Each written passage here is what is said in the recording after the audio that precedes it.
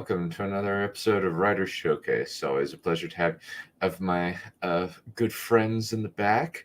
Starting off, please welcome the Bard. Here's to the Bard and I'm calling me plum. Here's to the beast and the rest of you scum. The cage is locked in and the town is aflame, and it's ours for the taking, though you get the fame. Good afternoon, everybody. Howdy, Tarek. Glad to have you back after a while. It's actually only been, believe it or not, this time it's only been about 2 weeks. Much better than I was doing before. That actually makes sense, yeah. Okay. Good job. Yeah. Alrighty. So, next up, Carl Sale. Frataco!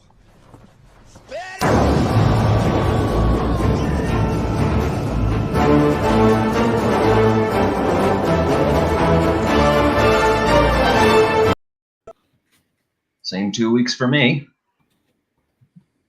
Yep. Alrighty. And what shall I do with aspiring? Ooh. This one works.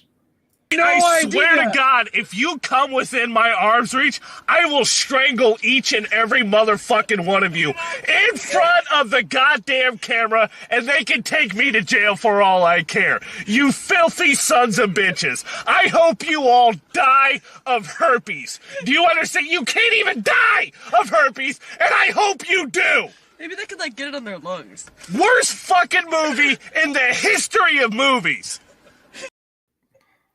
Hello, I've just been coming every week because I have nothing better to do. May as well hang out with all our writing buddies. Indeed.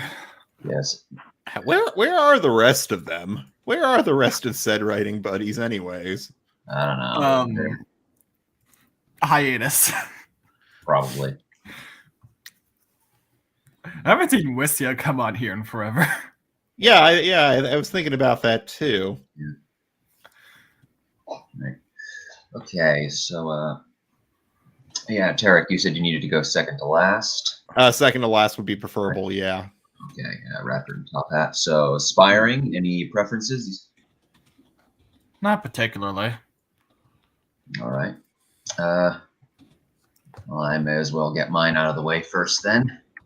If the Lord Captain Commander, who is busy having a flame war in the general conversation Discord, has no objections there. Go for it. Yes. You and me both, Raptor. Well, we're all figuring this out.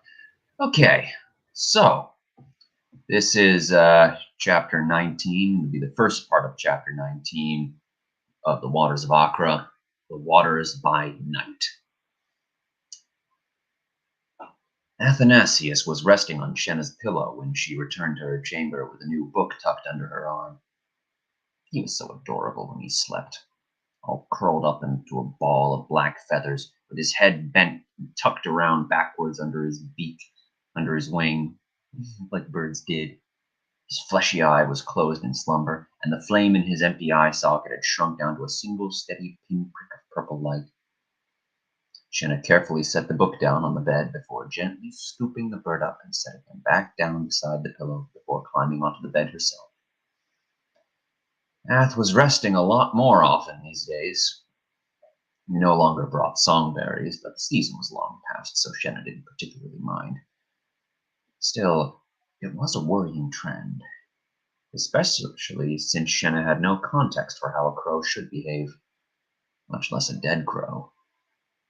Was it a seasonal thing, perhaps? Autumn was slowly beginning to settle over the city.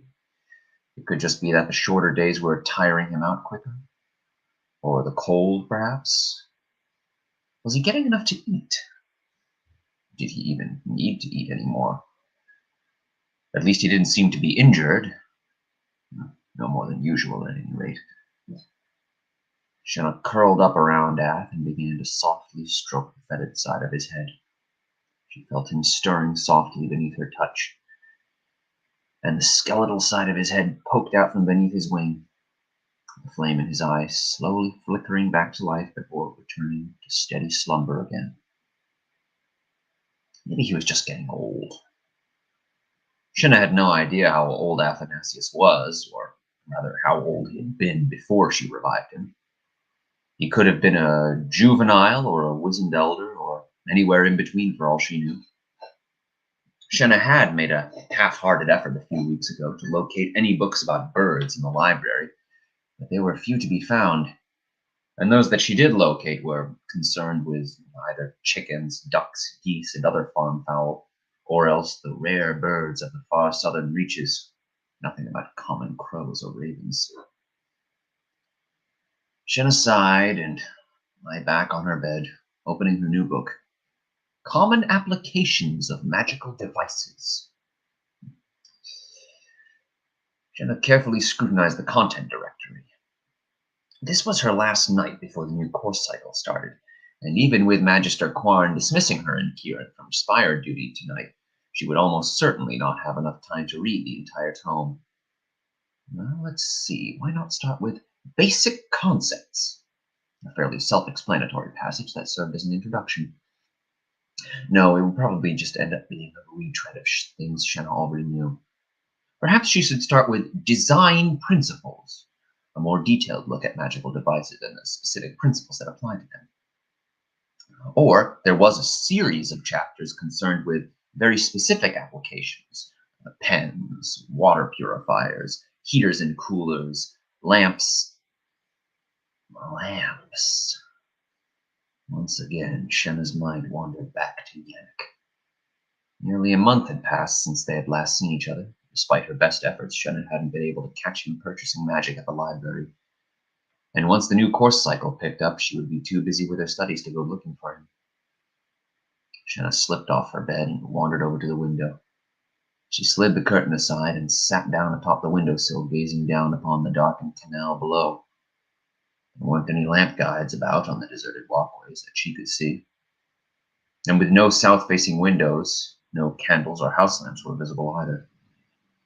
The only light came from a small barge floating lazily down the canal, accompanied by the sound of placid conversation. Shenna shook her head. What was she thinking, pining over Yannick like this? How could she have become so utterly besotted with a boy she had only even seen 3 times in almost 5 months? It was a sure bet he wouldn't be doing the same for her. He had a job to keep him busy after all. And what's more, it wasn't so long ago yet that Shenna had been convinced that Gareth was the only one for her, and just look how that whole boondoggle had turned out. She was such a fool. As Shenna slipped back into the chamber, the door opened and Talene marched in. "Evening, Shen," she chirped. "How's the night treating you?" "Not so bad," Shenna said. "I'll probably be spending the night reading."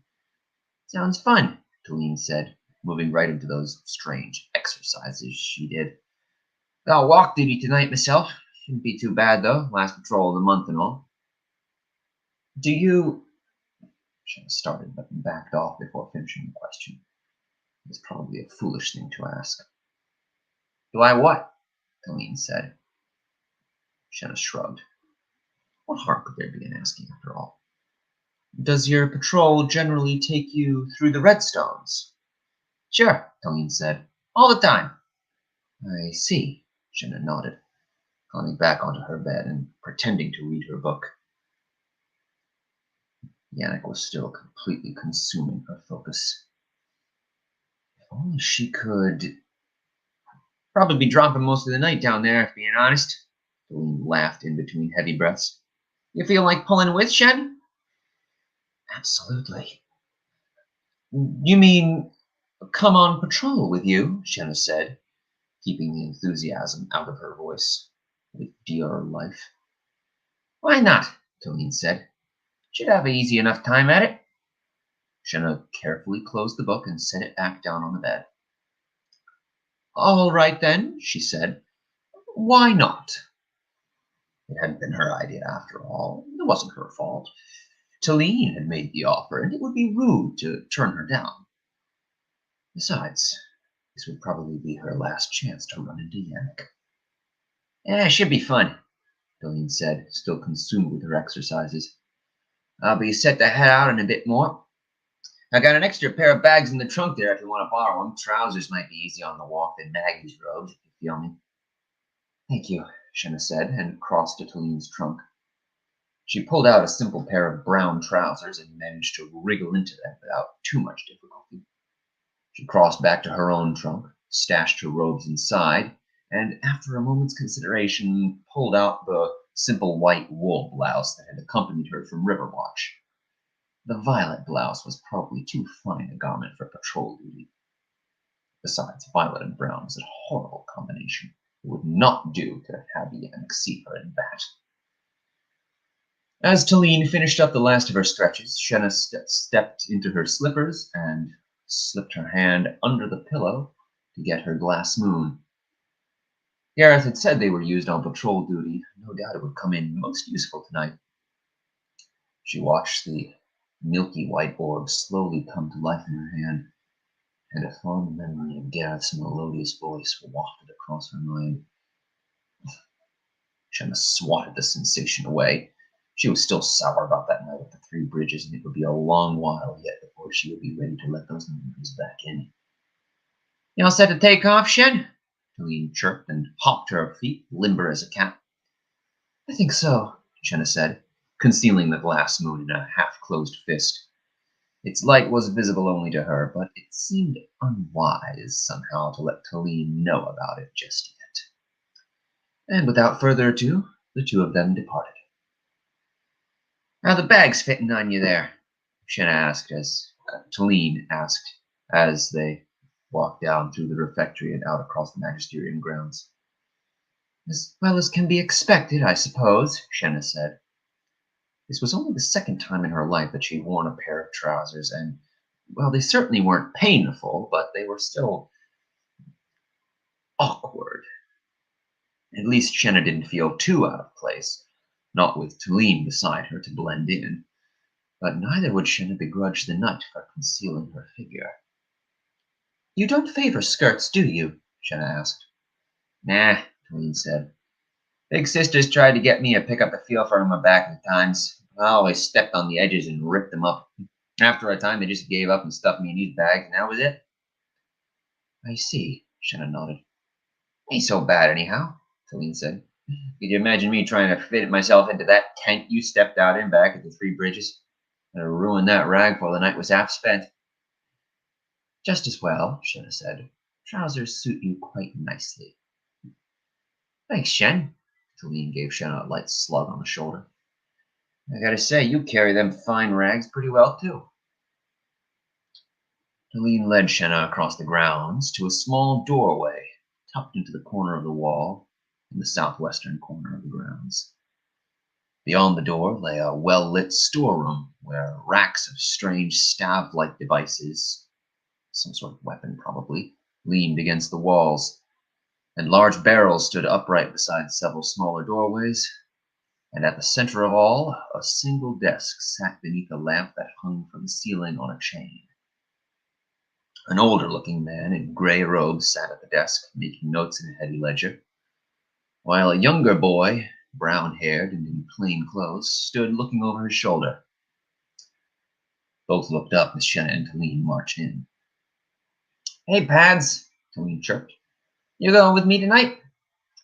Looks it, Tals, the younger boy said. Who's your lady? This is Shenna, Talene said. She was with us at the Three Bridges that time, you remember? Nice to meet you, the boy said. I'm Padraig. Nice to meet you as well, Shenna said, making an awkward bow. Talene's accent was already incomprehensible enough. Getting used to another person with that same accent would take some adjustment. So, Talene continued, I figured since we're probably in for an easy evening, Shen might pull with us. What do you say to that, Haskar? The older man in gray robes looked up from the ledger for a moment. Shouldn't be a problem tonight, he said. Just don't bring her inside the pit if you have to drop by. You know how Hassidan gets about civilians. Don't fret none, Hask. Old boss guy ain't gonna know nothing. Talene chuckled and crossed the chamber to a barrel in the far corner. Over here, Shen. Let's get you set up. Shenna followed after Talene and peered down into the barrel. It was filled almost to overflowing with smooth, milky white stones. I guess you never used a glass moon before, Shen? Talene said. No, not as such, Shenna stammered, subtly fumbling the stone already in her hand into a fully closed fist. Its illumination was visible to her alone, but it seemed like a good idea to keep it hidden, just for the moment. Real handy, these little guys, Talene said, scooping one of the stones out of the barrel. Make light, but only for them what's holding it, you see. Well, I suppose that you don't see it, Shen, if you follow me. She chuckled at her own joke. Real easy to recharge, too. Direct moonlight is all it takes. No need for moon silver bowl or spire treatment or nothing. Yes, I can see how that would be convenient, Shenna said, picking up another glass moon for herself, prominently holding out in front of her as it came to life. All right, Tals. Adric walked up with a pole lantern leaning on his shoulder. Another reminder about Yannick. So are we all ready to set out? Sure, Pads, Tony said. Ask? Your departure is noted in the log, Askar said without looking up from the ledger. You're due back at midnight. Good walking. Shenna followed Talene and Padrick into a side corridor, down a tight spiral stairway, and finally out through a small side door that deposited them outside the walls and on the walkway above the canal. There, Padrick took a few moments to light their lamp, and the three of them set across a narrow bridge to begin their patrol. And I think we'll have to stop there.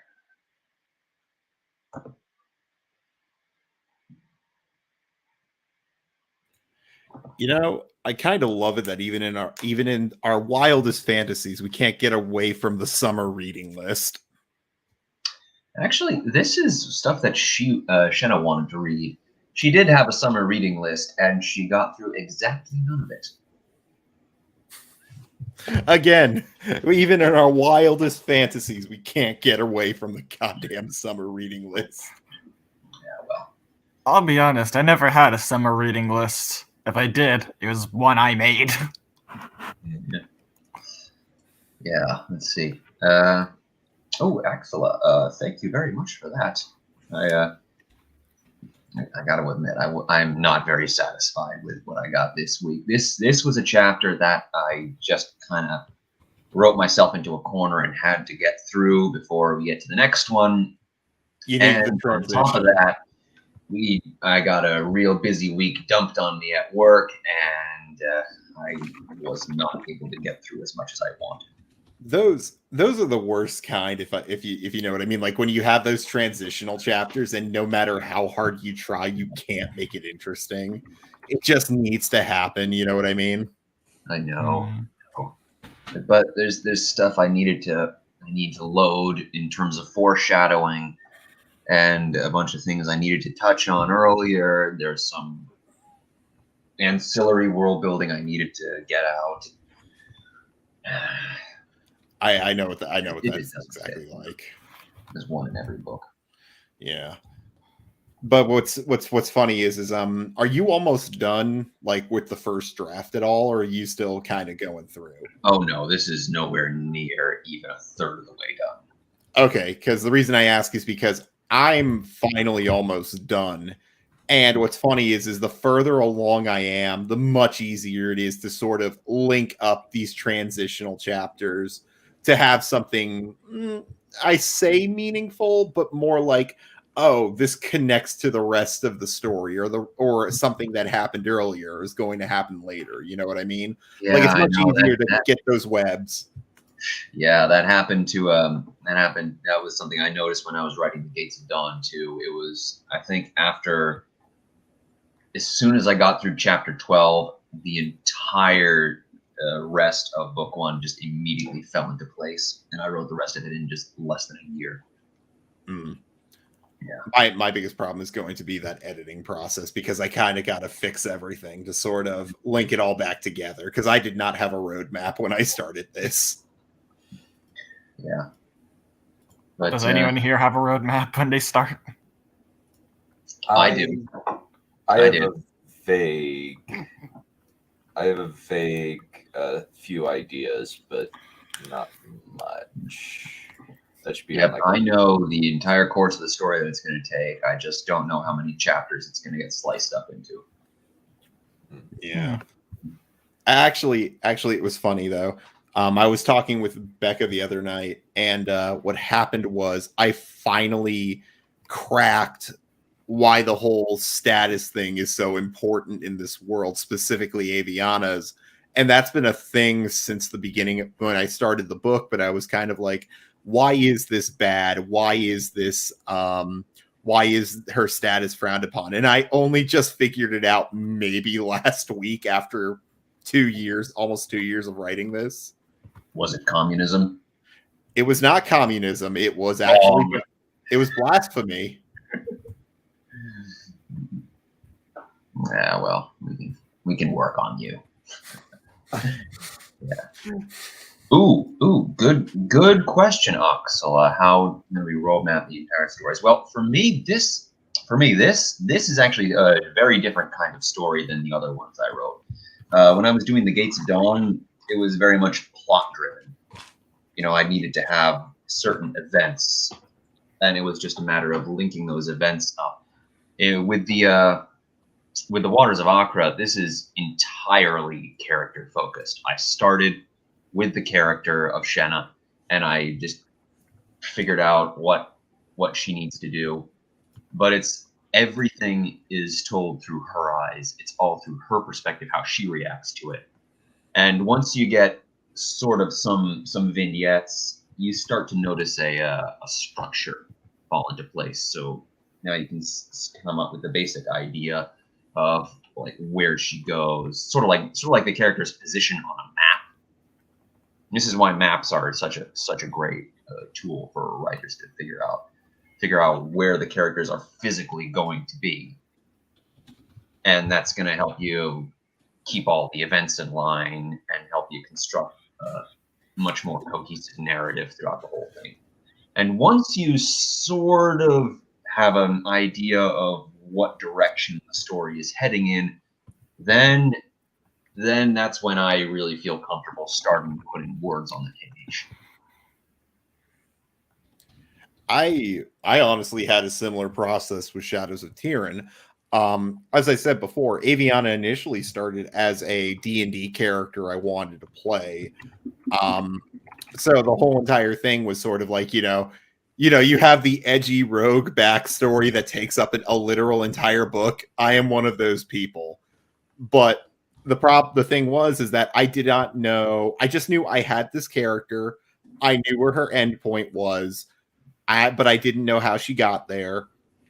But as I kept writing, like I just kind of put words to page and then sort of kept following it. You know what I mean? Just kept going and writing. And the further I got, the much more clear the path became. And Aviana has changed quite a bit from when she first started as a character.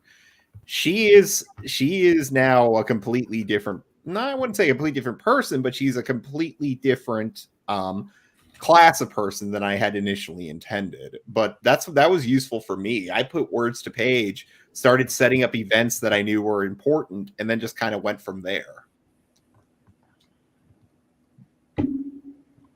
Well, of course, the question is how much of that is, the just regular characterization, or how much of that is thematic drift from the author. Because thematic drift is something you're definitely going to have to clean up during the editing phase. But if it's just character development, you just want to make that clear. What do you mean by the drift, though? Like thematic drift? I'm kind of curious. Well, there's sometimes some themes or motifs that you're just going to forget about during the writing process. As that happens, that's what I call thematic drift. Okay. It's funny you mentioned that, because what I started doing was I've said this before. I have the Red Notebook, which is basically the Shadows of Tyrann Bible in a sort of way. And what I started doing was I started keeping track of, okay, these are plot points or these are events I touch upon in previous chapters that I need to keep up with later on. You know what I mean? Like, here's something I bring up. Do I ever bring it up again? Or is it ever touched upon again? And, you know, it's important for that chapter, but if I just kind of let it die there, it's sort of like, well, what happened? Yeah, I get that.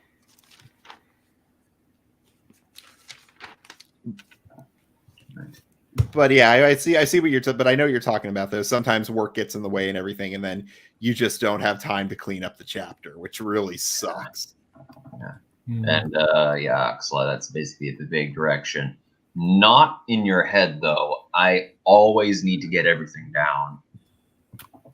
I have a massive, massive file of world building from the Gates of Dawn, and I am slowly but surely building one up for the Waters of Akra right now. Heck, I've even got a map, if I can pull it up. A shitty ass MS Paint map for the layout of Akra. If I can share my screen. Yeah. Share screen, select window. Here. No, hang on. There.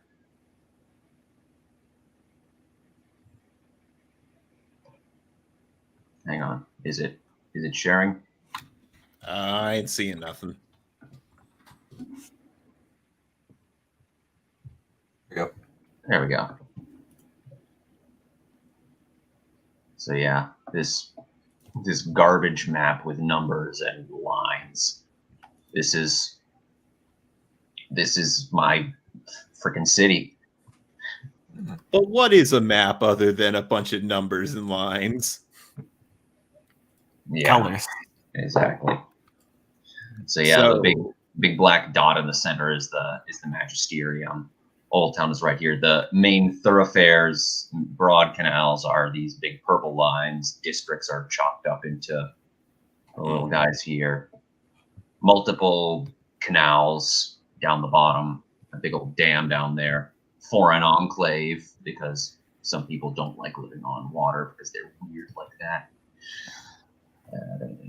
Numbers telling me which districts are where.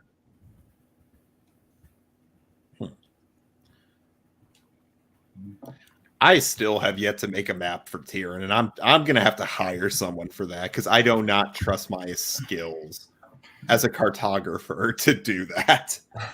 Oh, I got no intention of putting this stuff in an actual book. I'm definitely gonna go after someone professional. Oh yeah.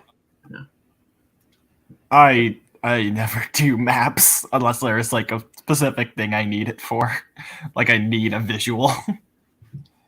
Yeah, I don't really have a map for I design a map for my books, but I haven't put it in because I mostly just use Incarnate, and Incarnate doesn't quite look that good. Well, it's funny because one of the potential endings for the book, it's not even a spoiler really, because it's just it ends on a conversation on a rooftop, and it's kind of the first time Aviana gets to see the city from a pun, excuse the pun, but from a bird's eye view. And so the book actually it could potentially end with a map of the city. And the reason it's at the end instead of the front is because it's the first time she's ever seen the city from a bird's eye view. So this is her first time seeing the city as it's laid out rather than like through the streets. It's fitting. Good way of looking at it. Also, if someone reads the book in order, it keeps people from constantly turning back to the first page of the map. So you can kind of follow, you know, like you. That's the thing. If you know the map is there, it is temptation to try and follow along a lot more closely. Which is cause people to keep flipping back to the map, you know, either in book form or in ebook, which is, you know, it's going to break up the flow of the reading and probably serve to take them out of the moment. That's why it's not till that's why it wouldn't be till the end anyways. And then like, you could potentially do that, but I think the book is kind of broken up in such a way where she's not really traveling around all that much. It's more like it moves from location to location. It's rather like, hey, this is where this is where this is. You know what I mean? Yeah. It's kind of like a BBC set. Oh God. Yes. All right. Aspiring. You feel like going next? Yeah. Okay. I have to summarize everything again.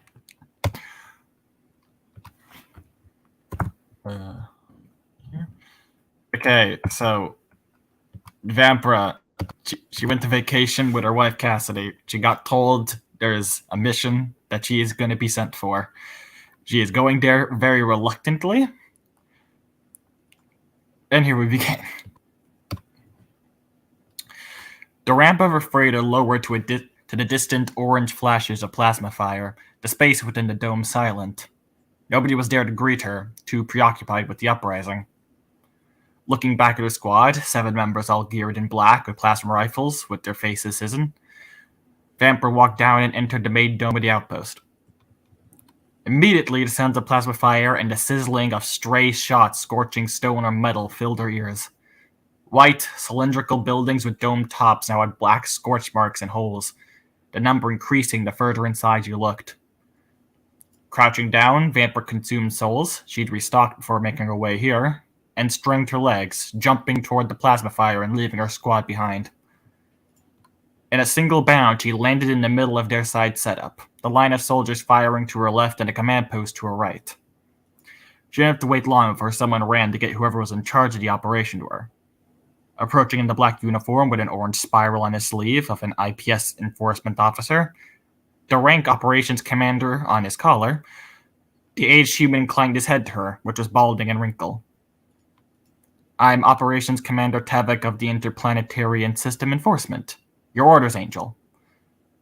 What's the status?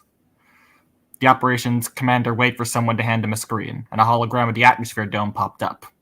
He made a line down the middle of the outpost, one side red while the other green, and marked 2 positions on the enemy side with a red dot. The rebelling civilians have raided the armory and created a line. Falling back if we ever start pushing through has straightened our line until we fall back again. The hologram showed the green line pushing the red line back, but the red line grew thicker and stopped. The civilians no longer spread out, before returning to normal in the middle. We're trying to limit casualties on both sides, but if this goes on any longer, that won't be a luxury I can afford. We believe the targets have been placed in the center in this building, away from the non-combatants and hiding in the back. Vampire noticed her squad approaching behind the operations commander, listening. What were they able to get from the armory? Ogre rifles, standard issues. There were 2 sets of Purters, single load, but we haven't seen them use it, so they may not know how to operate them. One of her squad, a Maquis named Zali, spoke up. Why would he have access to Pooter arms? The operations commander opened his mouth to speak when Vampire answered the question for him. The outpost is meant to act as a weapons reserve in case of emergency. She looked at her squad. Zali, Garsoon, I want you to guard my flank. The rest of you will go capture the armory. Tavik, you will order your men to handle the armed civilians. I will handle capturing the targets. Before he could respond, Vampire turned away and went toward the firing line. The soldiers were trying to take cover behind the buildings, but the lack of corners made it difficult. The buildings themselves had large gashes melted off them, and it wouldn't be long before both sides lost their first line of cover. What would have made the residents willing to destroy their own homes? Straightening her legs again, Vampire launched herself over the line, above the rooftops, and came down behind one of the buildings on the civilian side. A human and Maquis laying on their stomach, almost jumping to their feet, fumbling their plasma rifles in surprise. Grabbing and hitting their heads together, they dropped their rifles and grabbed their temples, dazed. Vampire laid a gentle hand on their heads and, consuming souls, gave each a small jolt, enough to knock both unconscious. Either side having buildings blocking her from view, she contacted her squad, telling them to join her, and told Tavik where she had broken their line. Once her squad caught up, Vampire told Zali and Garsoon how she planned to approach the target house. She was going to try and approach it from the side, and disappeared in the forest of buildings as Tavic's soldiers started marching through. Stealing through, Vampire noticed that the buildings on this side of the outpost were less damaged and burned, many completely intact without even a stray bolt having scorched it. Tavic had indeed been trying to show restraint. She didn't encounter further resistance as she made her way to the target building. These were civilians, so they may have not thought of having a layered defense, or maybe didn't have the spare numbers. The lack of flat roofs at least allayed one of her worries of getting ambushed from above. Anyone up there would have a difficult time staying up there. Turning the last corner, Vampire's eyes widened and she dove back behind the building as someone cried out and a large purple bolt of plasma hissed past where she had been and hit one of the buildings behind her, bursting it apart with the rest collapsing in on itself. Seems like they do know how to operate those purters, Vampire thought angrily. She had to be careful of those. Those plasma arms were capable of bringing down starships. If she wasn't healing, a well-placed shot would kill her instantly. Straightening her legs, Vampire hopped onto the dome roof, then stabbed her sight into it, giving her a handhold. Peeking over, the sound of her sight piercing the metal didn't appear to have been noticed, the sound of distant plasma fire still loud all the way there.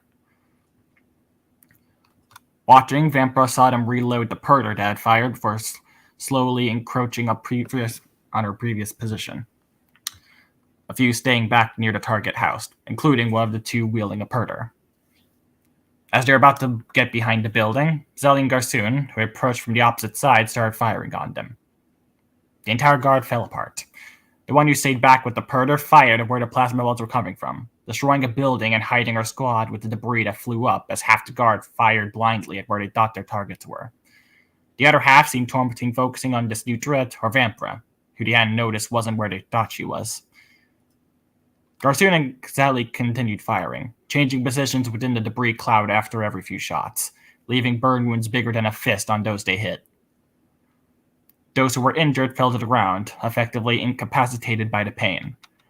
These were civilians, not soldiers. They weren't trained to endure and keep fighting after such a wound. The one who had fired the purter at her squad tried to reload the large plasma arm himself with a plasma pack that looked like a food can, the one who was supposed to help him gripping where his knee had been, before being shot in the arm himself. Seeing this, the second one with a purter started over to fire around himself. As he took aim at the dissipating debris cloud, Vampire lunged down, colliding with the man and sending the purter skidding away. A smack with the snout of her side on the side of his head, and he was out.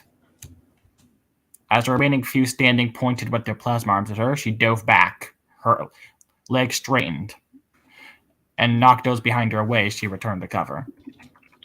One of the armed civilians circled back for her, to which another lunge knocked him down too. 3 cries later, and the plasma fire ceased. Stepping out from behind the building, Vampire saw they'd managed to neutralize the guard force without any serious casualties on the civilian side. They were all either injured or unconscious. Zelly and Garsoon started restraining those most able without needing a word from her. Satisfied, Vampire entered the target house. Consuming souls for some light healing, Vampire stepped inside and stiffened. In front of her, frozen in what looked like a run in front of a couch, was a little McKee girl. Pale yellow, with hair tentacles that didn't reach below her ears. She was dressed in a loose white dress, her expression that of hidden horror, her eyes round and staring at Vampira. Likely a child of one of the targets. Give me a sec, went further down I needed. Expression softening, Vampire raised a calming hand, which made the girl flinch audibly.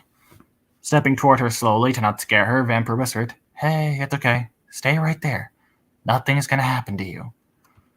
She was almost close enough to touch the girl now. Looking around the room, she couldn't see anyone else or anywhere to hide. The entire house stripped bare. Bare except for... Vampire brought her sight in front of her as the girl ducked and a red McKee came up from behind the couch, a small plasma arm in his hand. He fired, and a blue bolt of plasma struck at her heart through her coat and plate, and Vampire gasped as she felt it shrivel like bad fruit. Rushing to consume souls, her wound started healing faster, only have another bolt hit her stomach, heat eating away at her even as her body rushed to heal the wound. Raising an arm to protect her head and backing away, the Maquis fired 4 more times, burning away her entire arm and shoulder even as she struggled to regrow it. Ready to throw her sight, Vampire had a Maquis try and fire again, only for nothing to come out.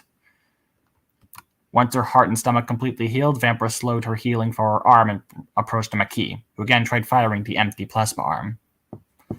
Knocking it out of his hands with her sight, Vampire said with mock casualness, "Funny thing about small blights, the plasma packs don't hold very much, especially one that small." The Maquis backed away, running a hand through his purple hair. Waiting until she could feel her fingers again, Vampire stopped healing and increased her strength, flipping the couch aside with a regrown arm. The crouching yellow Maquis girl yelped alongside a blue Maquis only slightly older than her. They both ran into the arms of what Vampire presumed was their father. There was no plasma arms mentioned being in the armory, and this puny little thing, Vampire knocked the plasma arm further away, is decidedly non-standard. Where did you acquire it? She glared at the Maquis, who clutched his children more tightly. Vampire rolled the area where her shoulder and heart had been hit, a lingering feeling not unlike heartburn reminding her what the puny little thing had done to her. Even after 6 centuries, she still wasn't used to how plasma burns felt. The Maquis father didn't respond to her question, his eyes never leaving her. "Alright, if you don't mind telling where you got the plasma arm." Vampire held the sight up, the tip almost touching the Maquis' neck. "Then make things easy and tell me where the other targets are." The figure on the Maquis' face was now fighting with confusion. "What are... Please, they're children. Children. Surely..." His mouth opened and closed as if trying to say something, but nothing came out. Only a look of pleading. Glancing at the young boy and girl hiding their faces behind their father, Vampire contacted her squad. Zelly and Gosun entered a few moments later. "You asked for..." Zelly trailed away, glancing at her healed arm, the sleeve a bunch of shreds. "I'm fine," Vampire assured her. "Take the kids away." The Maquis' father's eyes widened further, and he started shaking his head furiously. No, don't take them, I beg you." It was Vampire's turn to look confused. Had he not been asking her to take them away as she interrogated him? "Ma'am," Garcia cut into her thoughts. "Operations Commander Tavik just contacted asking that the family be brought to him. The civilian uprising has been quelled. He also said to inform you that your brother Mark arrived. He's waiting at your freighter."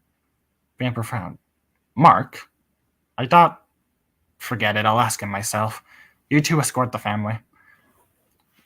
Exiting the house, Vampire straightened her legs and leaped over to the other side of the outpost. Landing outside the entrance to the landing dome, Vampire stormed inside, noticing Mark's freighter a few spaces away from hers at the back. Mark stood next to the open ramp of her ship, talking to one of the maintenance crew. Taking off her coat, Vampire threw it at the worker and said, "Get me a fresh coat and glove." The worker rushed to do as he asked. Turning on Mark, she activated her muffler as Mark did the same. But before she could begin her tirade, Mark said, "You need to leave. This is my operation." Taken aback, she yelled, "Yours? Now explain to me why you received the orders." Mark, recognizing her ill temper, continued in a more pulsating tone. "Those orders weren't meant for you. A deep undercover arcanist changed our orders so that I'd be sent to deal with their weapons raid while you were sent here. Unfortunately for them, they chose a time when you weren't supposed to be receiving any orders, so we caught on to them. Little late. Already took of your operation." The maintenance worker came back with what she asked, and Vampire started pulling them on frustratedly. "Why did the Arcanist even bother sending me here?" "I believe they assumed I'd be sent here while you would handle the weapons raid, and thought to switch us. It is the kind of assignment normally delegated to you." Mark sighed. "I'm sorry you were disturbed on your week off. When I realized the operation began to you, I knew immediately something was wrong. I came as soon as I could. I might not have arrived in time to assist you, but I can deal with handling the aftermath. You can go back to Shape Prime." Vampire grunted. "I have to wait for my squad, but thanks. Cassidy's already upset for me being gone." "I'm sure. Once your squad arrives, you can depart immediately. I can handle things here." Vampire nodded and was about to go inside her freighter when, near Mark's freighter, she noticed another ship that hadn't been there. Outside the ship were people in olive green uniforms with gold embroidered shoulders. DLE officers. "Mark?" He stopped where he was, on his way toward his ship. "Why are DLE here? Were they for interrogating the targets?" He shook his head. The Delia are for the civilians. Why are Delia being sent here for civilians? She asked, squinting as she tried to make out their ranks. She couldn't get an exact measure, but based on the amount of gold on their uniforms, they're either exceptionally high-ranked or exceptionally skilled. Who are these targets? I saw only the one. The space around them became eerily quiet as Mark stared at her, not answering. Behind him, the landing bay entrance opened led Zelly and Garsoon, who were still escorting the family. Waving them over and deactivating her muffler, she asked, Zelly, Garsoon, where are you taking the target? If Mark wouldn't answer, she would see these targets herself. We were worried to take the family to the Mark's freighter, Garson replied. The Emperor's expression hardened, and she finally noticed that the entire family were in binders. The rest of the targets are the kids. And you're taking them on your freighter? Why? Mark still didn't answer, no longer even looking at her. Mark, I am your superior, and I order you to answer my questions. To her surprise, he shook his head. I'm under orders not to divulge any information to you about this operation. If you wish for answers, you need to ask Executor. Her eyes flared, shock and anger hidden underneath her straining composure. Do you mean that you have orders not to divulge any information? Or specifically cannot inform me? A slight glance towards Ellie and Garsoon from Mark reminded her that she wasn't muffled. Waving them off, they inclined her head and continued her escort, looking relieved to be sent away. A moment passed before Mark said, I think I'll inform Executor you have questions so that he may allay any concerns you might have. Until then, go back and spend some time with Cassidy, sis. You've earned it. It didn't pass Vampira how he had ignored her earlier question. The landing bay doors opened to let the rest of her squad in, and Mark took the opportunity to leave.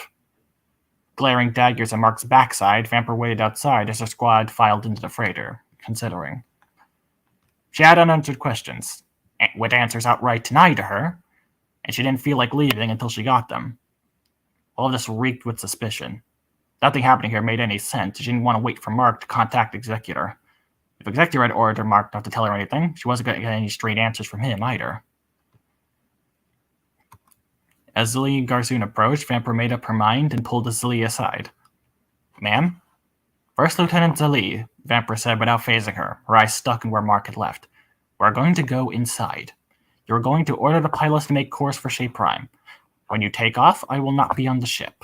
If the crew asks questions, tell them they are to continue on course on my order. If anyone else asks after me, tell them I've asked not to be disturbed. After hesitating, she also added, and tell Cassidy that I will be later than I thought, and that I'm sorry. Gulping, Zilly nodded. Letting go, Vampira led Zilly onto the freighter. Her eyes lingering on the open cargo bay on Mark's freighter and the crates inside, Vampira climbed up the ramp to her ship. Most of the squad had gone up to their quarters, the cargo bay mostly empty except for a few members who had stayed and chatting. The ramp started to hiss as it reclined up, and Vampira consumed souls, the world slowing to a crawl. Not wasting a second, Vampira sprinted out, jumping out of the ship and hanging to the edge of the landing bay as she made her way to Mark's freighter, where less people would notice the black burr speeding past. Getting into Mark's cargo bay from the side, she hauled herself onto the top of the highest pile of crates, squeezing herself into the cramped space as fast as she could. She had to take the sight off her back and keep it in her hand, even then the space was tight, her back and front pressing against the crate and ceiling, but she fit. Ceasing the rush of shoals she was consuming, the amount she'd taken up making her wince, she braced herself for the moment of truth. Everything returned to normal speed, and Vampira waited for the sign that someone had noticed her.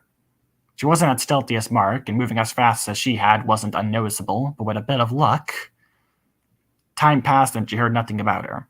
Nobody searched for her, and she was out of sight for the most part. Eventually, Vampira heard the ramp close and the cargo bay went silent. She managed to sneak onto Mark's freighter, and wherever it was headed, it was bound to have answers. Thoughts, comments, concerns, critiques? Pretty good action. I couldn't see much else besides the action, but it was good. Yeah. This is still fairly early, isn't it? Early in what sense? Early in the story? I'm about to reach like a third of the way through, I think. Okay, so this is about the time when the setup starts to wind down and we start getting more action. You start finding out what exactly everything's going to be doing. Right. Because I'm a bit vague. Yeah. That. I was surprised you liked the action. I was worried about that for a moment. By God, that was wordy. Yeah, it was hard not to notice when I was reading it, but That was goddamn wordy. yes. Ugh. That's without much fleshing. That's without much fleshing? It's like, I kind of ignored a lot of details I could put in later, and probably will. God. I'm not. This is what it's. That sounded like what everyone said George Lucas was doing when they said he had too much dialogue in the prequels. Yeah. Honestly, it might be a good idea for me to split it. But between the capturing and then just a conversation with Mark might be a good idea. That was okay. Yeah. Anything else? Yeah, it sucked. Yeah, it was garbage. Complete Any trash. specifics? Complete trash. Would not Yeah, recommend. no, I agree with Dunn. Complete and utter trash. God damn. The Shenna's required reading list was more interesting. And I don't mean that like as a knock against Carl. What I meant was I'd rather be reading the required reading list Shenna had. I honestly spent a few weeks trying to figure out if I should actually flesh out the history of Akra or just leave it as just give them the chapter titles and let the fans speculate.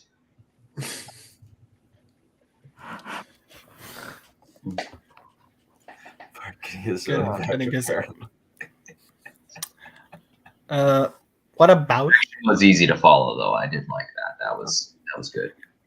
Okay, at least I have that because I thought that would not be the case. Mhm.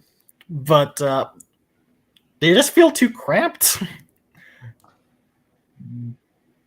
Are you asking or are you stating? I'm asking.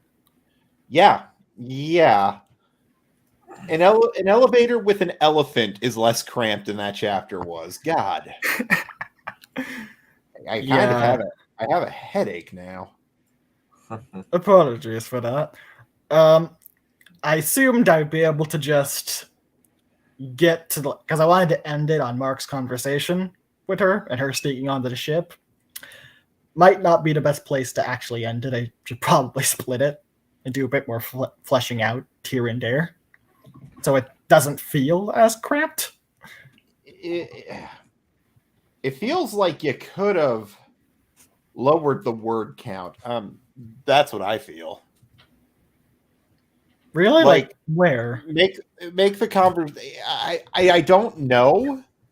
I don't know, but it felt like everything was verbose, but that might just be me. Verbose. Give me a second to look what that means.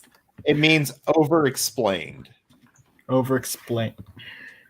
Or explained using like big words.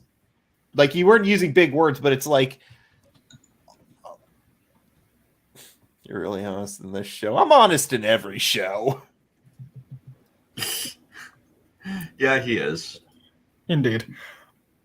Just Well, we all know that Tarek is the man and will always be the man.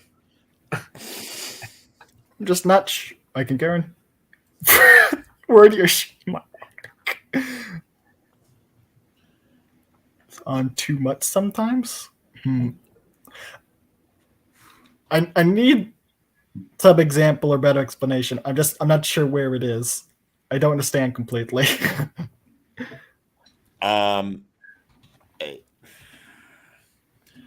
You know what? This is my perfect time to pull this one out. It's not my job to provide you with examples.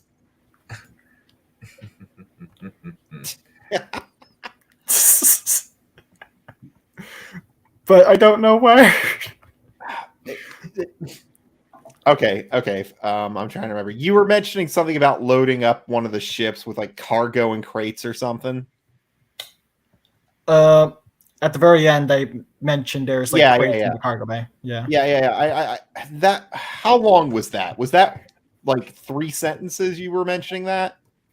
It was just one sentence saying it was there, and then Vampire climbed onto them.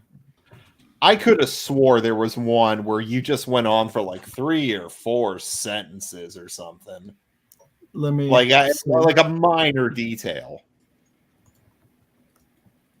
For the crates, no.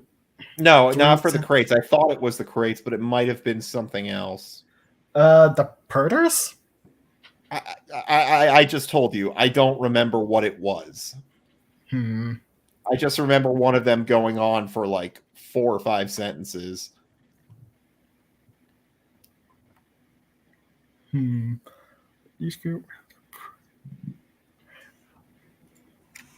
Honestly, I thought I would have the opposite problem, and I have to flesh it out, not prune. No, that is no. You do not need to. No. If you are going to flesh it out, make it something worth fleshing out. Like everything I say is relevant. This is a thing that I tend to do with my work. I work by the paragraph.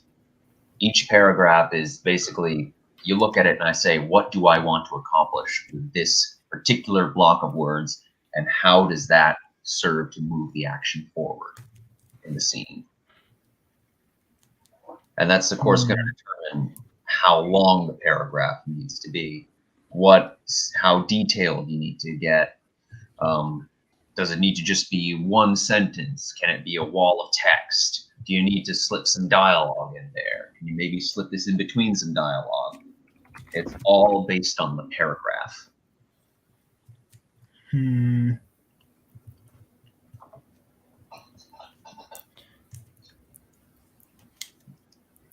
Well, it looks like I have my work cut out for me this week. Well, you know, if you didn't have the work cut out for you, there wouldn't be any means to improve. Indeed. All right, I think I've punched you far. I think I've punched down hard enough for now. That was hard. Well, I did basically say you suck. Yeah, but that's normal. Yeah, but I used examples this time. Normally, I don't give examples. But that's being nice.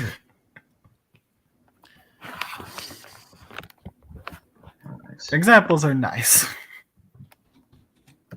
Anyhow, Tarek, you guys ready to?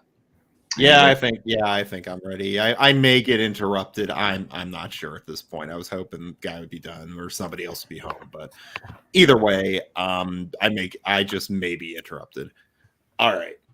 So last chapter,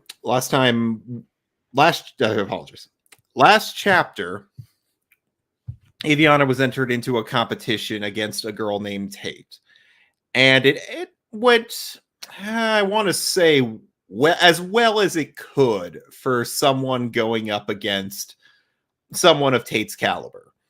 And what I mean by that is she was smacked in the head, concussed, and got a few scratches and bruises, and essentially humiliated herself in front of the entire city.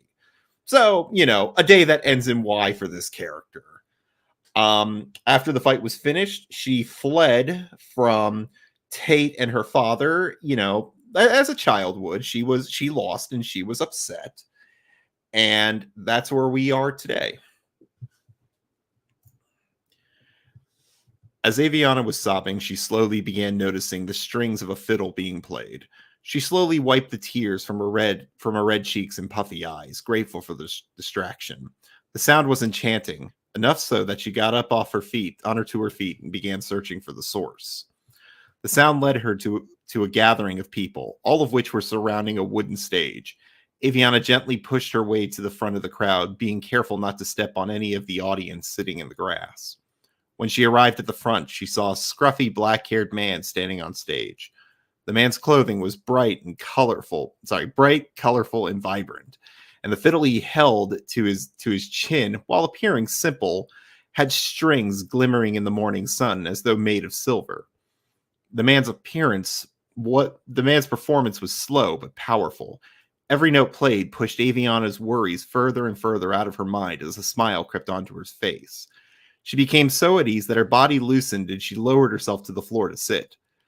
A few moments later, a woman walked out from behind the stage's large brown curtains. She was a fair-skinned woman wearing a white dress and her dark brown hair draped against her shoulder. She had a beautifully symmetrical face that complemented the rest of her body. All conversation in the crowd ceased as the woman sauntered to the center of the stage. Good morning, everyone. This performance is about the story of Tursten's great hero Terra. Terra was from our home, who was said to have danced along the battlefield, creating both beauty and destruction in their wake. This performance is in honor of our hero, the woman said as the fiddler's song became solemn. Telac de morte en save ne for de lormen tensan fenor de la saporut calacusor denorait una terra massa trusten yala hete taruk Katausha del for la ne cave yel for busar and sula. When the woman finished, everyone in the audience applauded, including Aviana. The woman's voice was beautiful. Aviana almost dared to call it magical. Various audience members started throwing coins onto the center of the stage as the woman and man bowed. Several small children came out from behind the curtain and began to collect the coins. It was odd, though. Even back when the city was much more prosperous, she had never seen such generosity for such a short song. She turned to the fiddle player for a brief moment could have sworn that the fiddle's strings were glowing. Yet, as the man took a bow, she could see nothing odd about the silver strings. After the children disappeared behind the curtain again, the woman came back to the forefront and began to speak again. Thank you all for your generosity. Now, please, enjoy the company of Trusten's finest dancers, the woman announced before stepping behind the curtain again. The moment she did, the curtain was raised, and several beautiful women took the stage, all of them dressed extravagantly in colorful clothing. The clothing style was similar to the dress she was wearing the day before, but instead of shoes, all of them were wearing some kind of bangles or jewelry on their bare feet and ankles. The accessories would clang with every step they made. Yet the noises were not random. It was as though each woman was moving in such a way that a song could be made just out of the noise. Just as all of them had gotten into two straight lines, the man with the fiddle began to play a slow tune, and the dancers gracefully stepped towards each other and bowed. The next moment, the fiddle came alive as it burst into a catchy, folksy tune. At the first excited note, all the dancing women did a leap forward into the song. They took their dresses in their hands and swirled around each other as their skirts flowed. Aviana heard the cheers and hollering from the audience as the women continued to dance. Even with all this excitement from the cheering crowd almost drowning out the fiddle player, the dancers never missed a step. All of them spun and swung to their music, bowing their bodies backwards and forwards in incredibly flexible ways. The dance quickly became a blur of color, beauty, and grace as the women continued. After a minute of nonstop movement, each dancer had taken a side of the stage. The music reached a crescendo, and all dancers bowed as the fiddler held the note. Aviana shook her head as though she had been in a trance, and then looked up at the fiddle player, seeing a large grin on his lips. Suddenly, there was a crack on the stage that made Aviana jump. When she turned her head towards the source, she saw a large cloud of red smoke covering the center of the stage. As the smoke cleared, she could see a figure standing in the center of it. The crescendo gradually stopped, and in its place, a more mysterious tune emanated from the fiddle. At that moment, a beautiful olive-skinned woman with dark auburn hair swung out of the smoke. To say she wasn't wearing much would have been an understatement. While her legs were covered by a beautiful looking long purple skirt, all she had on her chest was a purple silk that wrapped around her chest and back. Her eyes were covered by a purple veil that had various trinkets and what seemed to be coins sewn on strings hanging from it. Most interesting of all, though, was both of her hands were swords. Aviana heard the sound of cheering, excited men and even a few women, causing her to giggle. The entire area went silent as the fiddler slowly slid his bow across the instrument again at a much slower pace. The sword-wielding woman took a step forward and just as suddenly turned around to face the curtain. In the same moment, she began to twirl the swords in her hand and shake her hips as the beat became faster. Then, in a move Aviana couldn't believe, the woman jumped and did a backflip, twisting in the air and landing facing the audience. As soon as she landed, cheers broke out at the amazing sight, and the fiddle exploded into a full-on foreign song. The woman spun the swords in her hands and bounced her hips as Aviana watched in awe. The woman was amazing. Every motion led into another, creating a spectacular flow of movement. Her body was limber and flexible, performing every flip, spin, and twirl with ease, all the while her movements never slowed. Her mouth went agape as the dancers weaved closer into the woman spinning swords. There were several gasps from the audience as they danced and weaved their way into and out of the blade's path. I need to learn to do that, Aviana said to herself. It was then that she noticed that the fiddler was holding one high note, and the other dancers were beginning to weave out of the woman's way. Suddenly, the woman threw the swords high into the air and turned her back towards the audience. A collective gasp came from the audience as the swords fell back towards the stage. Aviana almost couldn't look. She didn't want to, yet she wouldn't look away. Aviana cringed for a moment, but watched in awe as the woman caught the swords midair. She twirled them in her hands and quickly turned to face the audience. A moment later, she stabbed the twirling swords into the stage, lifted her hands skywards as the last note from the fiddle finished. Applause and cheers rang as the women and the fiddle player bowed. Dharma was thrown from all sides of the audience that it almost sounded like it was raining. I really need to learn how to do that, Aviana said to herself. After the performance, the crowd began dispersing as entire families left and the performers and children cleaned up the stage. It had been a wonderful show. Aviana had never felt more inspired by anything before. If she could learn to move the way they did, then if they could learn to move like that, then surely someone must be able to teach her as well. What's more, the performance had helped her to forget about her troubles. Aviana was about to walk away when she felt a hand grab her shoulder. You enjoy the show? She heard a familiar voice ask.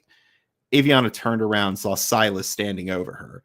In that moment, she stiffened up again, becoming more tense than before the show had started.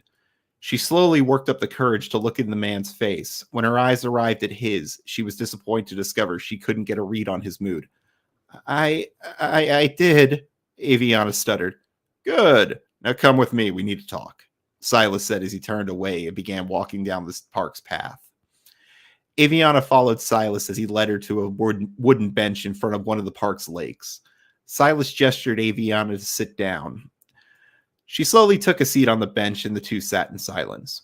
Aviana squirmed and fidgeted in her seat. She tried looking at the calm lake waters with the sun reflecting off them to calm herself.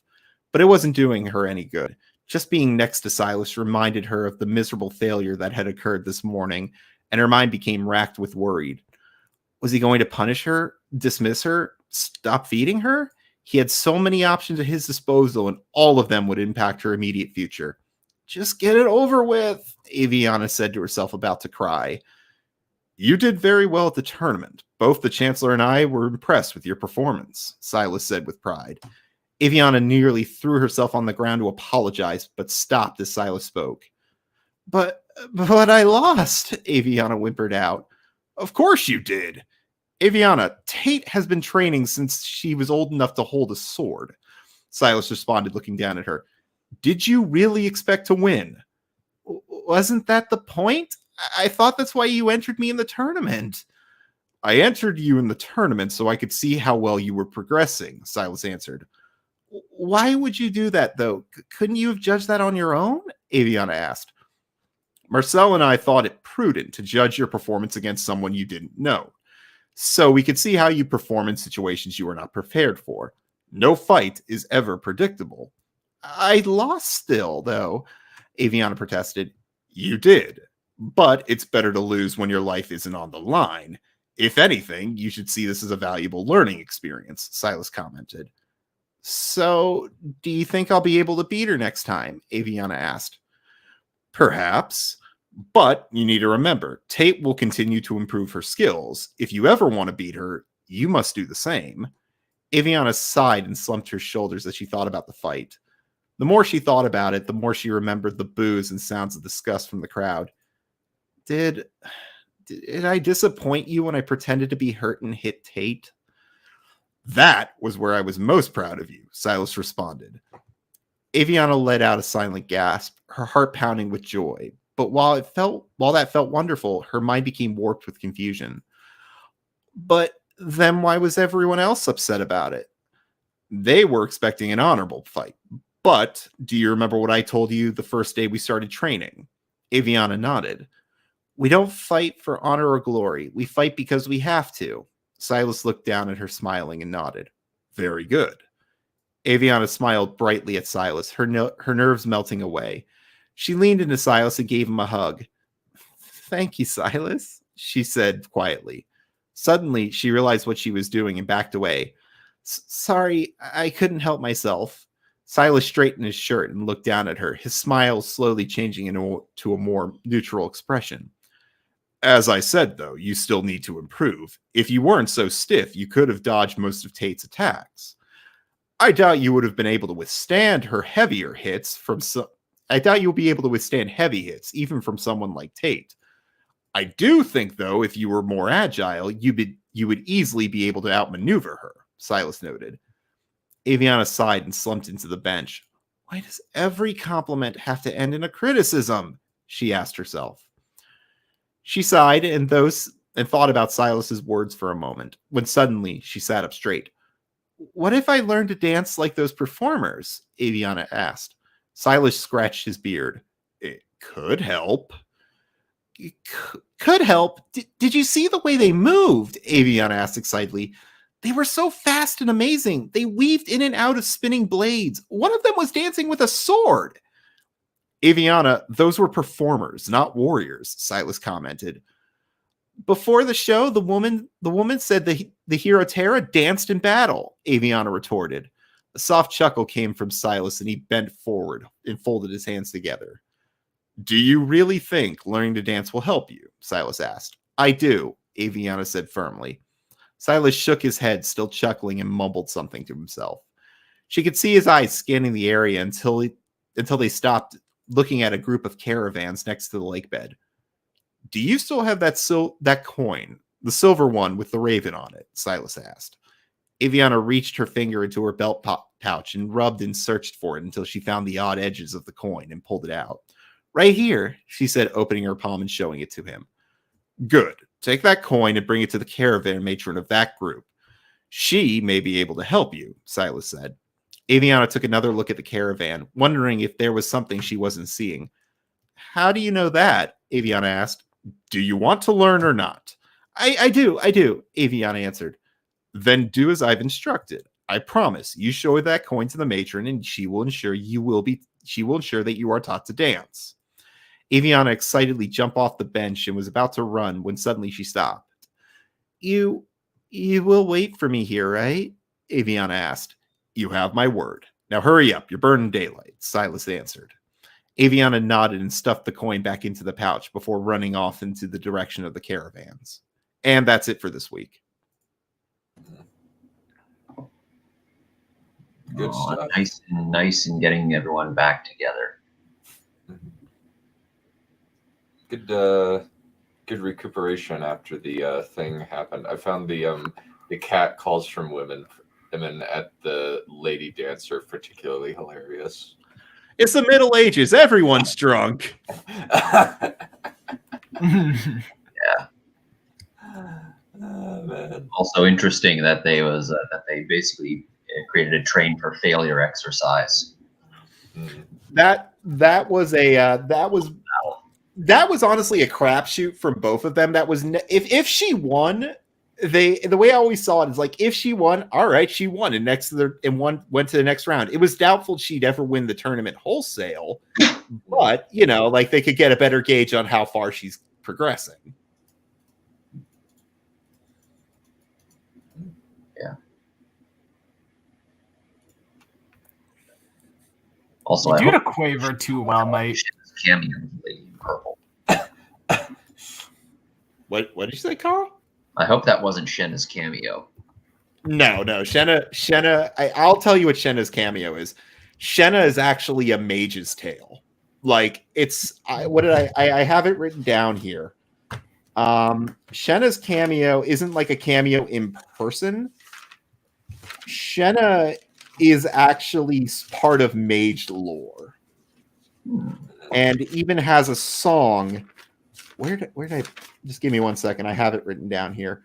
And the reason I did that is because I was sort of like, well, what could I do for a Shenna cameo? And I was like, what if she was just like an important mage? Like she existed in the history. You know what I mean? Here it is. Let's see here.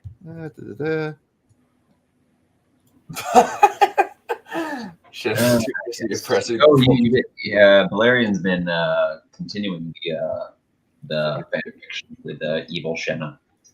Yeah, the song is called Shenna the Blue, and the reason why it's called that is because I believe the idea was that she wore blue robes, and that's kind of uncommon for mages because the standard color is green.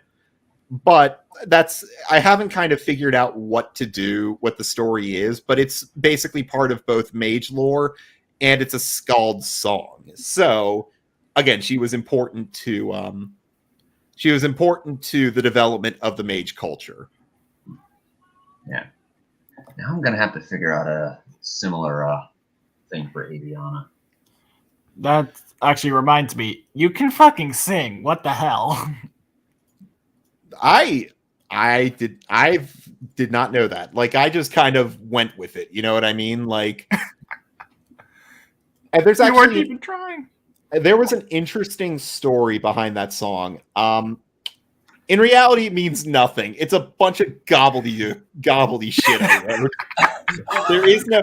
But here's the thing: that plays into the culture who's singing the song.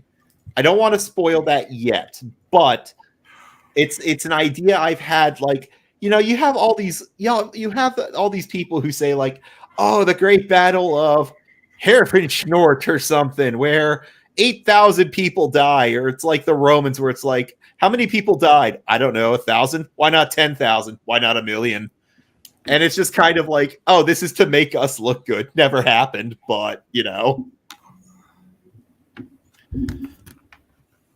God damn. You sang gibberish. Yeah, I did, but it's just real quick, sort of give a bit of context behind that. That was actually partially inspired by this woman. Her name is, I don't want to say her name, but this woman in our temple that I went to as a child. In fact, we are still on good terms with both the rabbi and the woman who sings at the temple. Beautiful voice on that woman, and I've heard her sing for I'm 29, so 29 years, and I think that sort of rubbed off on me. Like the way the song flowed is similar to how I recall her singing.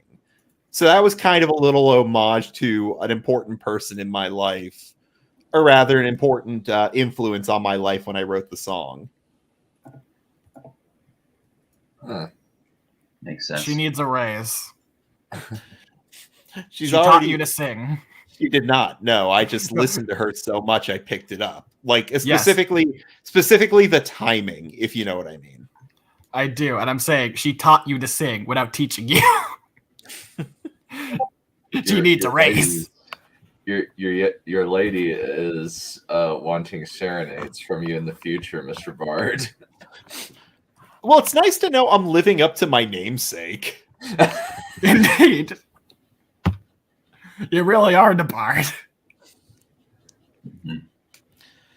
But what did you think about the dance description though? That was one I had to actually kind of tear down and rewrite.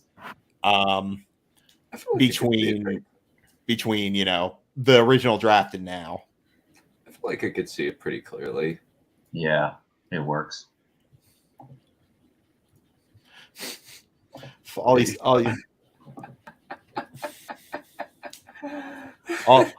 all these half-naked Romanian women in my fucking fantasy setting.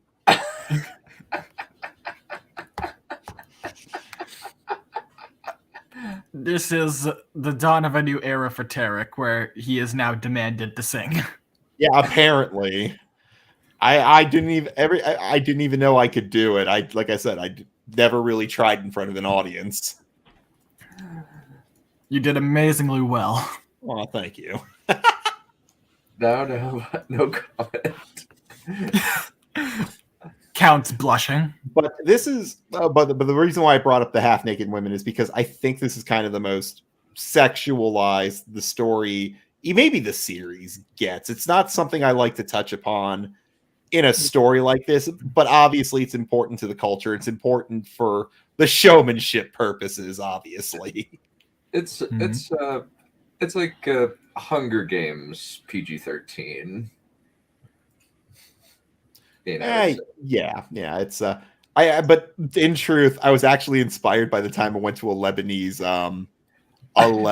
restaurant back down in Mexico, and they had a bunch of like belly dancers there wearing similar stuff. Well, it's what belly dancers wear. Well, you know what I mean. Like, I did not expect to see it in a Lebanese restaurant in Mexico. I will say though, the goat was fucking wonderful. Wait, was it goat or sheep? It was some kind of animal.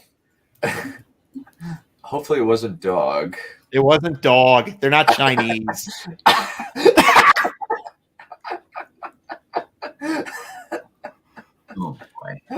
Oh boy. No, Tipularian. No, Joe Biden. That's not the point here. Spicy political commentary coming right at you, folks. Isn't Tatiana young? She is 12. But the reason this does require some explaining. Her goal is not to be an exotic dancer. Her goal is to learn how to dance. That's the point here. Yes, I'm more saying, Count, you sussy. Yeah, very. Joe Biden. Well, all those kids just jump into my lap, and Done. No. But other than that, though, you were the last choice in the primary. But I am glad you guys did enjoy it. And I'm glad that this chapter worked out. Again, this was another one that I had to kind of tear down and do all over again, which honestly is a bunch of the chapters, but I am glad these are turning out as well as they are.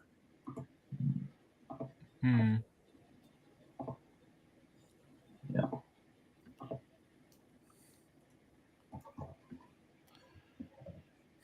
All right, enough with the bleeding politics. I'm just quoting the man. It's not my fault that what he says is crazy. AZ and sus. Look, Count, he's getting senile. Okay. So I think you're next, done. Yep, it's a writers' club, not political rally. I'm not rallying anything. I'm just saying that what he said is funny. I do have a bit of news though before we go on. Believe it or not, the first draft is almost done. Finally, Woo! After For 2 the years, entire thing. the entire thing. It's the first draft for the entire thing is almost done. I am hoping to have it completed by maybe I'm aiming for the end of May. That's full stop. I'm aiming for the end of May. And that is the goal, end of May. Woo! But the first draft will be done this year, at least within the next 2 months. It will be me? How complimentary. Oh, fuck off. Completed, finished, ended, every other synonym. I'll bust out a goddamn thesaurus later. Tara, just get a post-it note and put "Don't ever say done," and stick it on your laptop.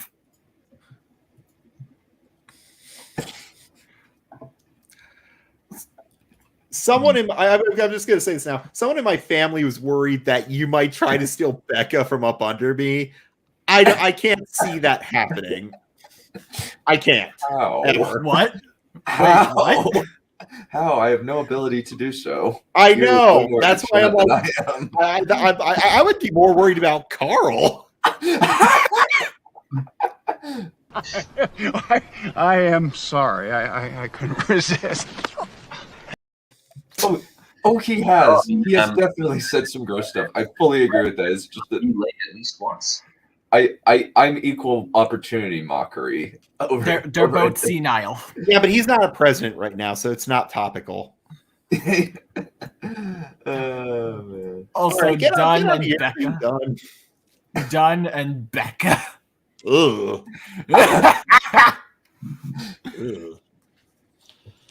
Yeah, that's I am like, no. I'm like, sorry. I don't think it would work, like, ever. I literally cannot see her looking at you in that way without wincing. In pain. Great pain. Ew, don't do that to the lady. I agree. She does not deserve that. I agree with that. Let's just stop. It hurts.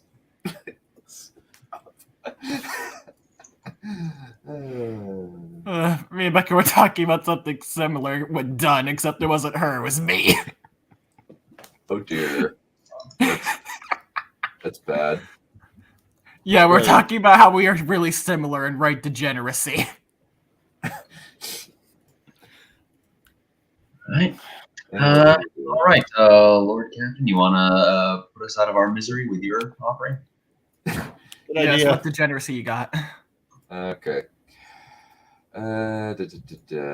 So, this is chapter 16. We just ended the last chapter with Mordred giving some of his power to some of the other mages so that he can be able to help out more actively during the war.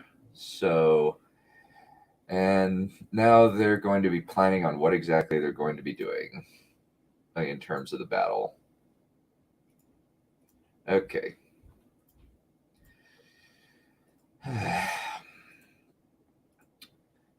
Varys didn't know what it was, but there was something different about Kate. You could see it in the mages that received Mordred's power, but there was something about his wife that was, in particular, was more. The only word that he could think of to describe it was luminescent. He couldn't deny that he found the Trinity very attractive, but he couldn't stop feeling extremely curious. Yes. When he'd asked her what had happened, she only smiled and said, "I don't know if you believe me, but I feel at peace about Arthur. It still hurts, but I know that we will see him again." He didn't know how to feel about that. That his whole worldview was completely overturned and nothing made sense anymore. Whatever was going on here was completely baffling to his secular mind.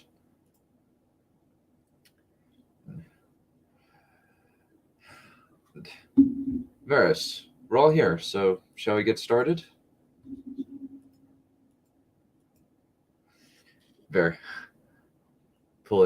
Vikara asked, pulling Varys' attention back to the present. They were all seated in the private meeting room, far away from prying ears. So, he remarked as he sat down. You wanted us here to tell us something about how the state religion is a farce? Mordred rubbed his eyes. No.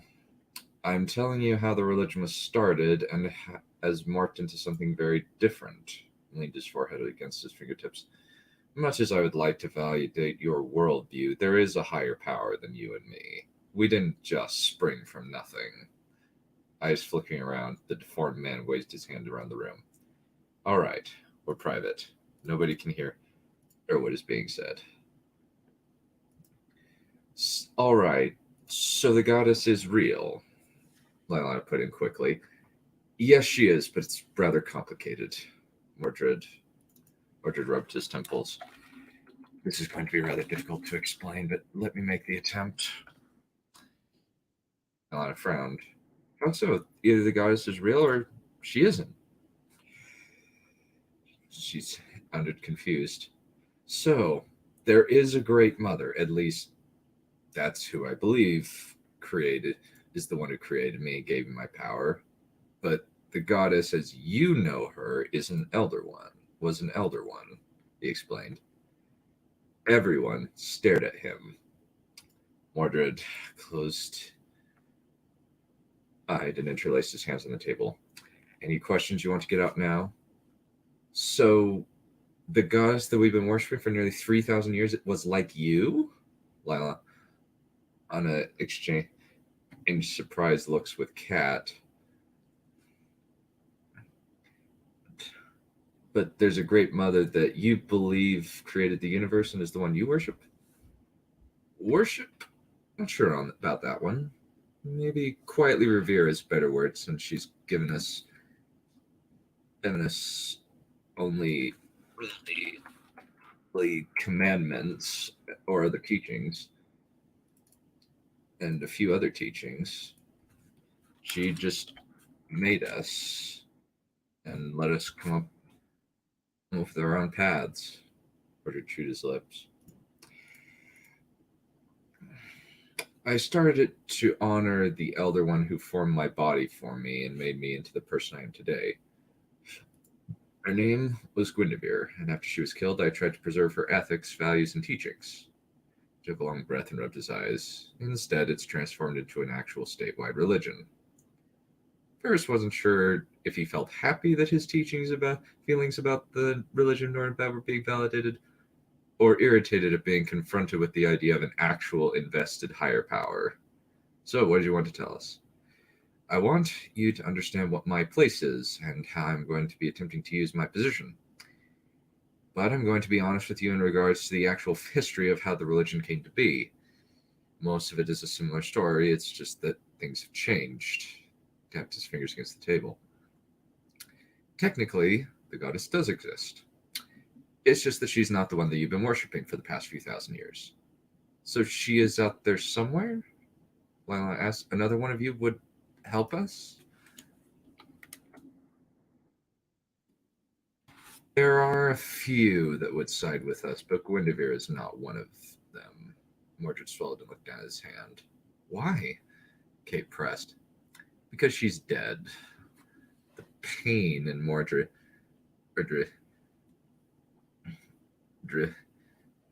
its voice made Varys flinch.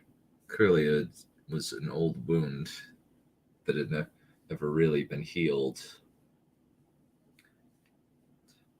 She was murdered by Artorius, king of the Elder Ones, before he went mad and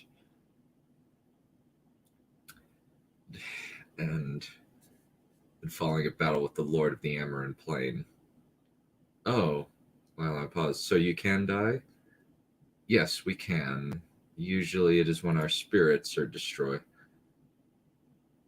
I owe to the Amaran Plain and are destroyed there, but somehow Artorius made this sword, made a sword that was able to permanently slay us here and take our souls. So you built the shrine to honor a departed Elder One? Varys put his chin in his hand. And the teachings that you inscribed on the stones were her teachings. Yes, I inscribed them with my own hands on the stones so that all would remember her words and have a constant record of what she taught. Mordred sighed sadly. And now most of her teachings are forgotten. Admittedly, the script has changed over the years, but it's still disheartening. So she was like a mother to you.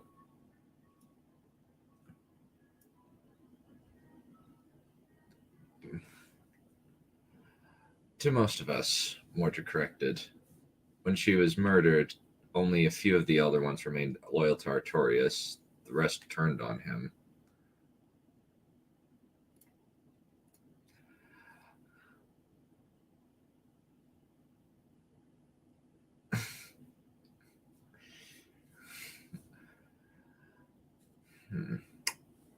He paused and ran his fingers over the table, and I was the one to slay him. The room fell instantly silent. Varys had to admit that philosophically, the idea that this creature had killed the chief of the gods and put something else in his place was rather appealing to his atheistic mind. The religious people in the room seemed more troubled by the idea, but that was to be expected. Did you become king after you killed Artorias? Varys asked, ignoring the similarity to his son's name.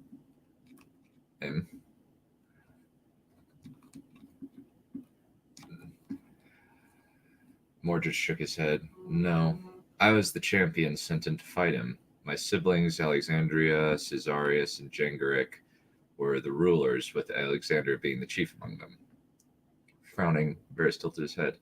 Why them and not you? Because I'm a knight, not a king, Mordred said earnestly. I was born to fight and lead groups to a higher path, but I'm not a king. That earnestness made Varys believe that the man was telling the truth and wasn't just peddling him some false humility. However, there were better questions to ask. So those three you mentioned, what are they like and how can we outmaneuver them? Mordred thought for a moment, then summoned his sword and leaned it against the arm of his chair, casually sliding his fingernails up and down its length. Alexandria wants to be worshipped. She likes being seen as a benevolent god, able to dispense divine aid to the mortals.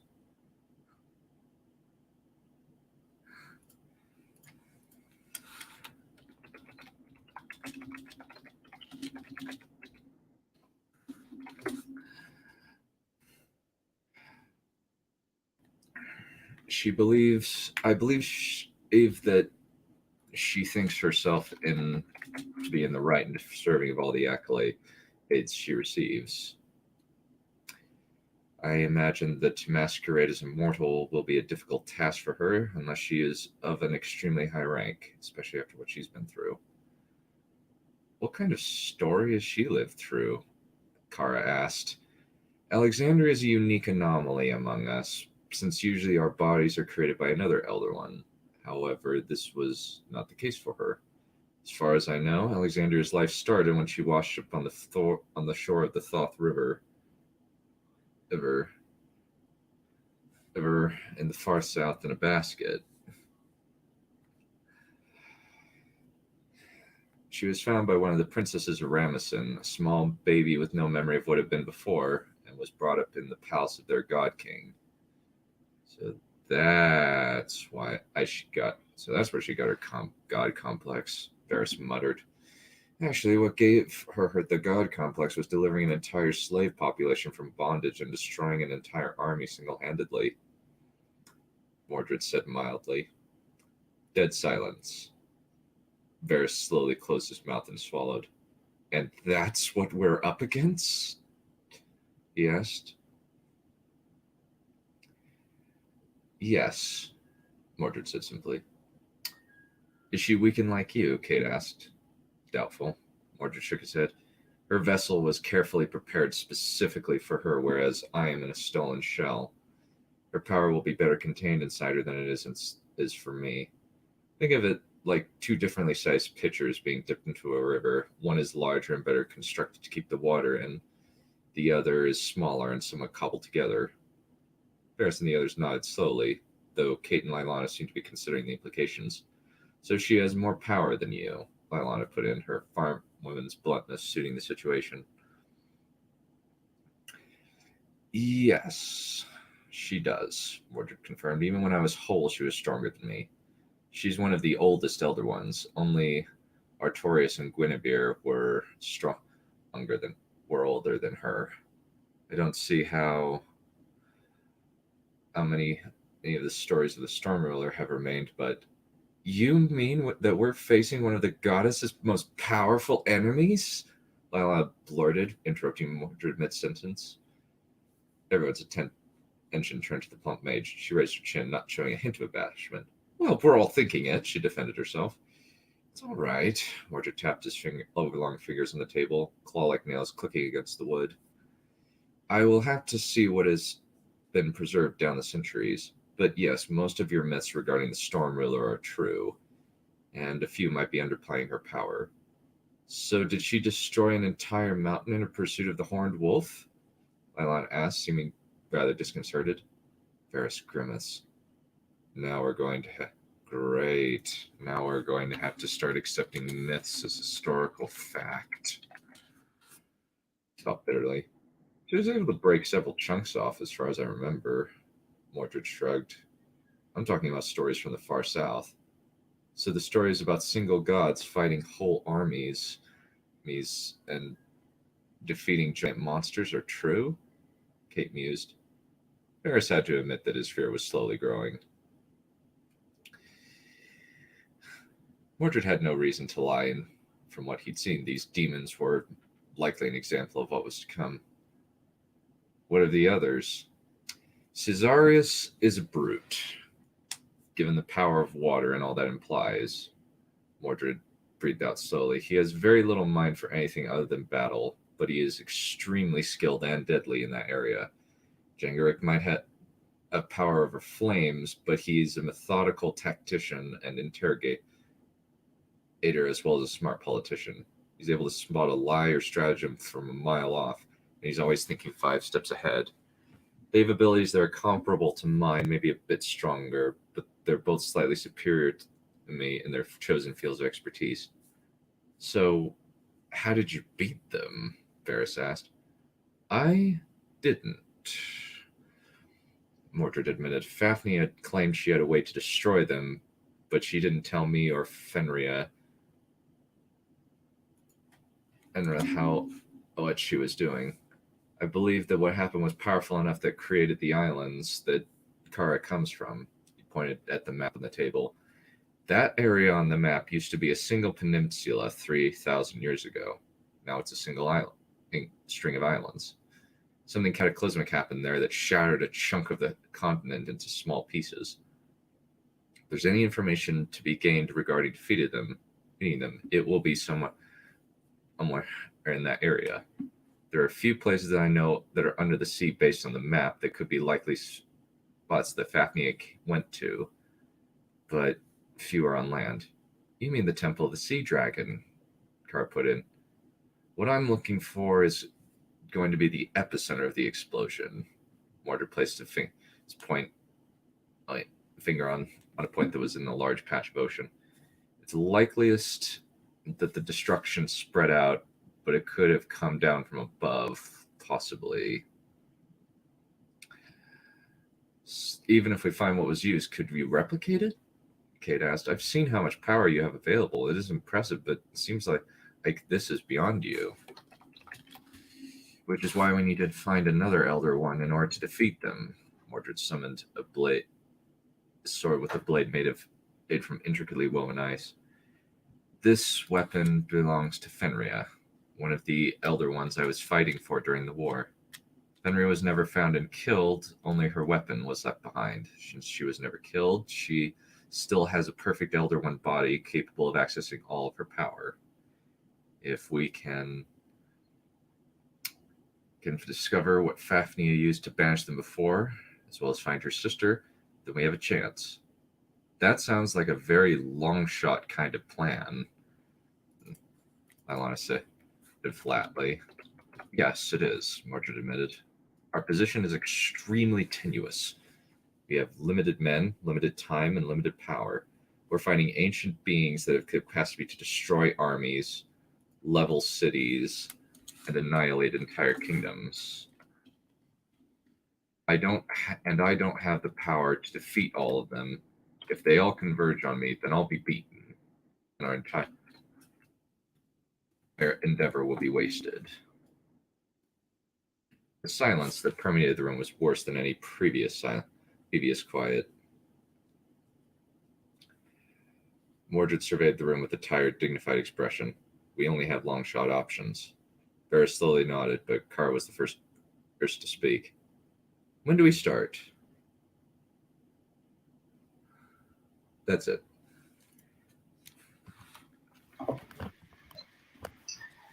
All right. Did you say Elder Wand? I could have swore I heard that. Elder One.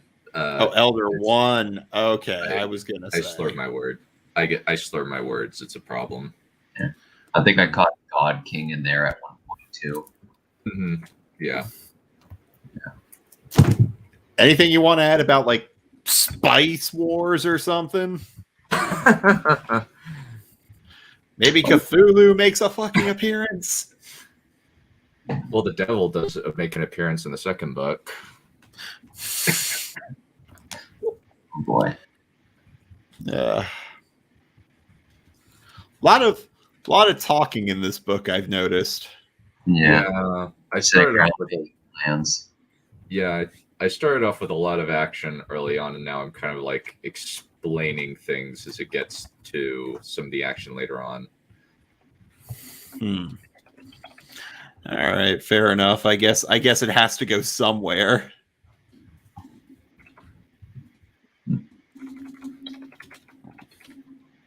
No.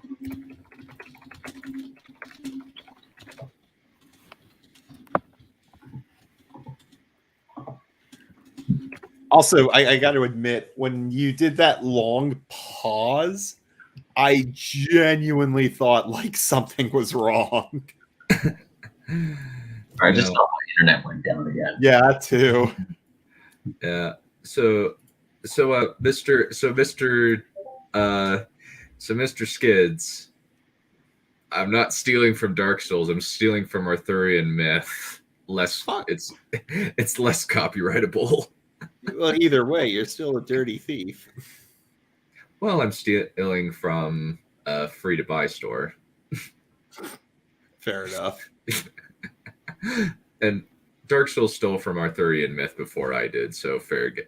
Dark Souls stole from every anime, dark fantasy under the sun. Precisely. And that was the initial inspiration, but Artorias is the Latin version of King Arthur. I did not know that, actually. I did not know that translated to that.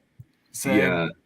Yeah. There was a Roman centurion who was supposedly like what the scholars say might have been the inspiration. His name was Lucius Artorius Castus. Huh.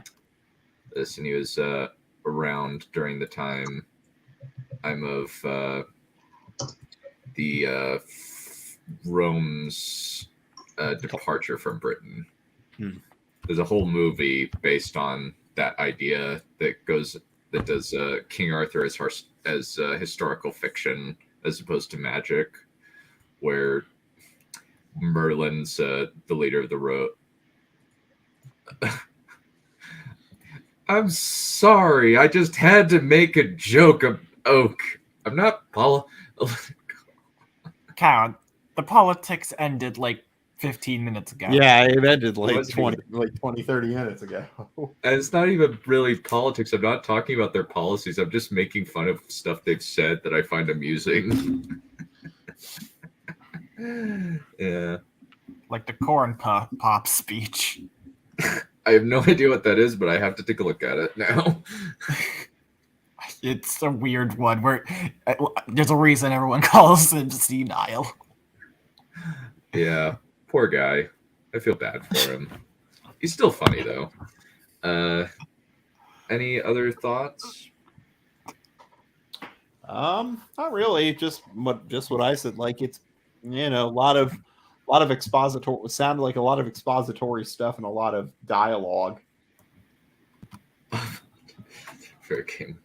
But I will give you credit. Unlike Aspiring, I didn't feel like I was here for half a century. It was significantly shorter than the last one you were on. That one was pretty. That one felt like a full century. Yeah. Oh no. Yeah, this one was about 2,000 words, as opposed to 4,000 words. Mine was just under 2,000. But Yeah, it's distracting. I love you, Valerian. Pretty sure mine was about 2,000 as well. Yeah. Ben, look who's look at the two who are in VC. I know. Oh man. Oh no. It's Gabe. Okay, it was funny, and then they moved on. Rebecca agrees. And I didn't even offer any commentary. I just said a quote. I just said a quote. Come on. I just we make fun of everyone. Yeah. Oh, if you want me to make jokes about Trump, I'm perfectly happy to make jokes about Trump. He said some dumb things. They all say dumb things. I am fully behind the idea of equal opportunity mockery. I'll mock a remarkable Republican in the same sense that I'll mock just right. Oh man. I love you, buddy. Never change. Okay. Well, alrighty. Well, I got to get going. I got to get to a plasma donation. I got that to get that $80 for 2 hours of work or somehow. So, all right. Well, we will call it good for today. We'll see you later. See you. Enough. Kill me. Just end it. No.